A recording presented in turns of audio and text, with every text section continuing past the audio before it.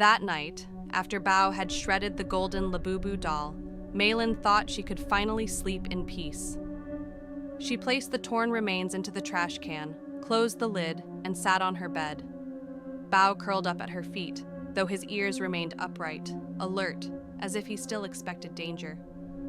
Malin switched off the lamp, leaving only the pale blue glow of Shanghai's neon lights bleeding in through the curtains. The hum of distant traffic filled the room. She pulled her blanket over herself and shut her eyes, whispering, "It's just a toy. Just a toy." But sleep did not come easily. At first, it was the lights. The lamp she had switched off flickered once, faintly, as if the bulb were alive and breathing. She opened her eyes. The room was dark again. She shook her head, told herself it was faulty wiring, and forced her eyes shut.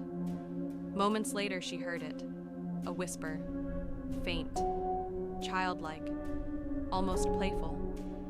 It seemed to come from the corner of the room, the very same corner where she had seen a shadow standing the night before. She bolted upright. "Hello?" Silence.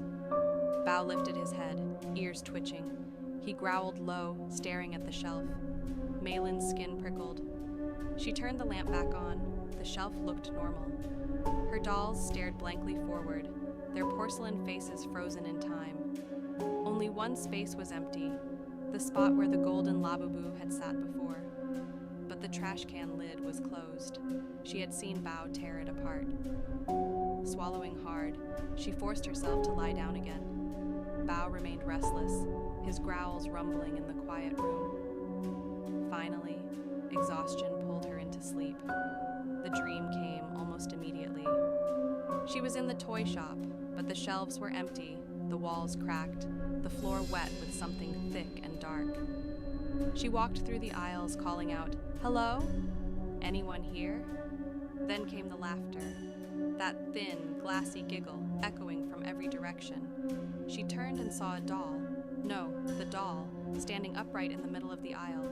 Its golden fur glowed faintly, its teeth sharp, its eyes gleaming. "Why are you here?" she whispered. The doll tilted its head, the movement disturbingly slow, and its smile stretched wider, impossibly wide, splitting its cheeks until blood dripped. Suddenly the shelves collapsed around her. Hundreds of broken dolls spilled onto the floor, their glass eyes rolling, their mouths opening all at once. "Join us!" The voices overlapped, high-pitched and shrill, filling her skull with unbearable noise. She screamed and woke with a gasp. Her room was dark again. Bao barked sharply at the corner. "Stop it, Bao!" she snapped, but her voice shook. She turned on the lamp and froze.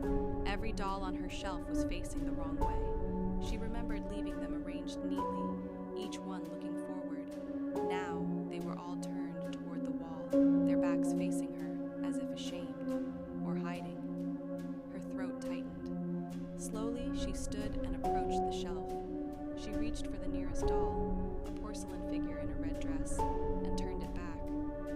Its glass eyes stared at her. Behind it, another doll toppled over on its own. She stumbled back. "No, no."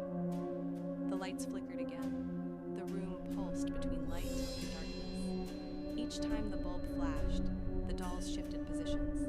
Arms raised, heads tilted, mouths cracked wider. The last flicker revealed something worse. On the top shelf, where the golden Labubu had once sat, now rested the doll again. Whole, smiling, its fur unburned, its stitches unbroken. Her breath hitched. "That's impossible." The lamp went out completely.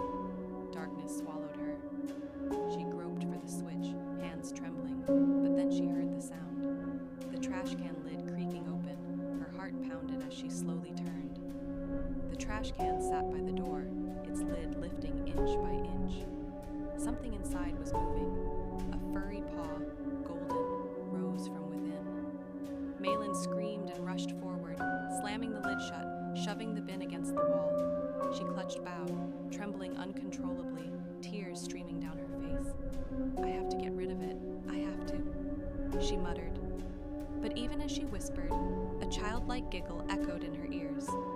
and from the corner of her eye she saw the golden Labubu still smiling at her from the shelf.